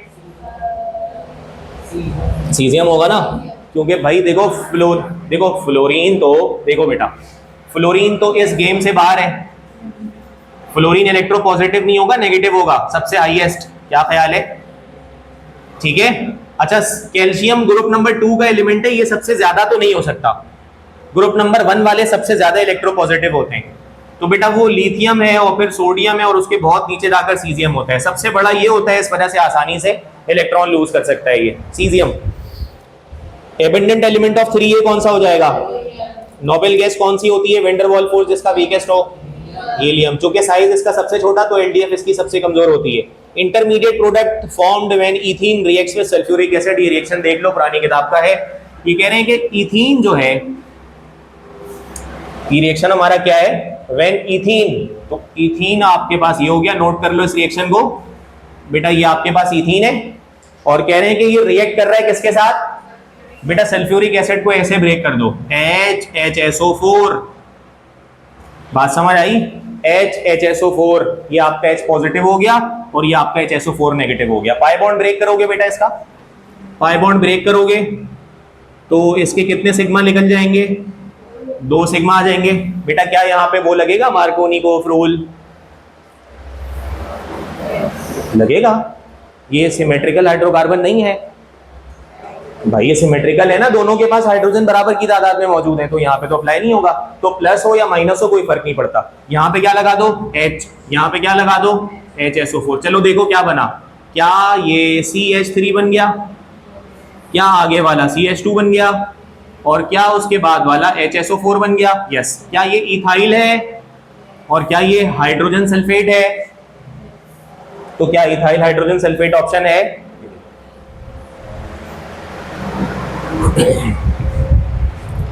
ठीक है भाई, ये सवाल बहुत रिपीट होता रहेगा आगे भी, इसको देख लो। हेसेस लॉ क्यों अप्लाई करते हैं बेटा, वो बताया था अभी, डेल्टा H मालूम करने के लिए, चेंज इन एंथैल्पी भी कह सकते हैं या हीट चेंज इन रिएक्शन भी कह सकते हैं, हीट चेंज इन रिएक्शन भी कह सकते हैं, एंथैल्पी भी कह सकते हैं बेटा। अगला सवाल है NaHCO3 is called, NaOH is called, NaOH is called caustic soda, कौन से प्रोसेस से बनता है, कास्टर किलर सेल से, और क्या क्या बनाते हैं, NaOH, Cl2 हाइड्रोजन गैस। ये बताइए बेटा, ये सवाल आप आंसर कर सकते हैं, ये बॉयज लॉ लग जाएगा। If pressure applied on a container containing a gas is doubled and its volume is reduced to half, then its temperature would be same हो जाएगा। देखो बेटा टेम्परेचर का और प्रेशर का डायरेक्ट रिलेशन होता है, टेम्परेचर बढ़ाओ प्रेशर बढ़ता है, प्रेशर बढ़ाओ टेम्परेचर बढ़ता है, लेकिन टेम्परेचर और वॉल्यूम का भी डायरेक्ट रिलेशन होता है बेटा, ऐसा ही है ना। और आपसे जाहिर है टेम्परेचर का सवाल किया जा रहा है। अच्छा आप कह रहे हैं कि pressure applied on a container is doubled, pressure को क्या करना है बेटा, डबल के लिए मैंने 2 रख दिया, और वॉल्यूम के बारे में कह रहे हैं रिड्यूस टू हाफ, तो वॉल्यूम की जगह 1/2 रख दिया, 2 से 2 कैंसिल, 1 का मतलब होता है नो चेंज, जो पहले था टेम्परेचर वही रहेगा, तो सेम लिख दोगे बेटा। समझ आ रहा है मैं क्या कर रहा हूं, आगे चलें। हेक्साक्लोरोबेंजीन क्या होता है, रिपीट हो रहा है बेटा, रिपीट हो रहा है। Materials which increase mechanical strength of plastics, देखो बेटा, इसको एक तो ये फिलर्स है और इसके अंदर देखो प्लास्टिक्स के 4 कंपोनेंट्स होते हैं, सुनो बेटा, ओल्ड बुक का सवाल है, इस वजह से तुम्हें इसका जवाब पता होना चाहिए और मुकम्मल बात पता होनी चाहिए। प्लास्टिक्स के ना 4 कंपोनेंट्स होते हैं, ठीक है। एक को कहा जाता है प्लास्टिसाइजर, नोट कर लो, प्लास्टिसाइजर, प्लास्टिसाइजर। एक को कहा जाता है फिलर्स, एक को कहा जाता है स्टेबिलाइजर और एक को कहा जाता है पिगमेंट्स। बेटा चारों के अपने अपने फंक्शन होते हैं, सुन लो। प्लास्टिसाइजर का काम होता है प्लास्टिक को सॉफ्ट करना। लिख लो भाई, अपनी वर्डिंग में जो लिखना चाहो लिख लो। ये तुम्हें पास पेपर में सबके अलग अलग फंक्शन मिल जाएंगे अलग अलग एयर्स के अंदर, ठीक है। तो ये नहीं कि सिर्फ इस एमसीक्यू को याद कर लिया। प्लास्टिसाइजर प्लास्टिक्स को सॉफ्ट करने के लिए इस्तेमाल किया जाता है। फिलर्स, फिलर्स ये प्लास्टिक्स की मैकेनिकल स्ट्रेंथ को बढ़ाते हैं, मजबूत बनाते हैं उसको, ठीक है। और लिख लिया। और ये जो स्टेबलाइजर है ये प्लास्टिक की केमिकल स्ट्रेंथ को इंक्रीज करते हैं, केमिकल स्ट्रेंथ को। ऐसा नहीं कि केमिकल को धूप में रखा तो वो धूप की हीट की वजह से फौरन खराब हो जाए। अगर ऐसा हुआ तो फिर प्लास्टिक्स के अंदर स्टेबलाइजर डाला जाता है ताकि वो हीट वगैरह को बर्दाश्त करके केमिकली चेंज ना हो पाए। और पिगमेंट्स का काम होता है कलर देना, कलर। प्लास्टिक अलग अलग कलर्स के मार्केट में दस्तयाब है ना, तो पिगमेंट्स का काम होता है कलर देना। रिपीट कर रहा हूँ, प्लास्टिसाइजर का क्या काम होता है? सॉफ्ट करना, ताकि प्लास्टिक्स को मेल्ट करके किसी भी शेप में डाला जा सके और वो ब्रेक भी ना हो। फिलर्स का काम होता है मैकेनिकल स्ट्रेंथ बढ़ाना, स्टेबलाइजर्स का काम होता है केमिकल स्ट्रेंथ बढ़ाना और पिगमेंट्स का काम होता है, अब सवाल पढ़ो क्या लिखा हुआ है, वो मटेरियल जो कि मैकेनिकल स्ट्रेंथ ऑफ प्लास्टिक्स को बढ़ाए उसको क्या कहा जाता है? फिलर्स कहा जाता है। अगला सवाल पढ़ो, इंपॉर्टेंट है ये भी। Aluminium corrosion is not produce due to formation of, भाई ये तो इस तरह के 2 एलिमेंट्स हैं जिनको सेल्फ प्रोटेक्टेड मेटल्स कहा जाता है बेटा, ठीक है। सुन लो इस बात को, बड़ी इंपॉर्टेंट बात है। देखो ये तो अल्युमिनियम की बात की गई है ना, आप अल्युमिनियम भी लिख लो। और सेकेंड ईयर में आप लोगों ने एक एलिमेंट पढ़ा था बेरिलियम, जिसमें पढ़ा था यूनिक बिहेवियर ऑफ बेरिलियम्स।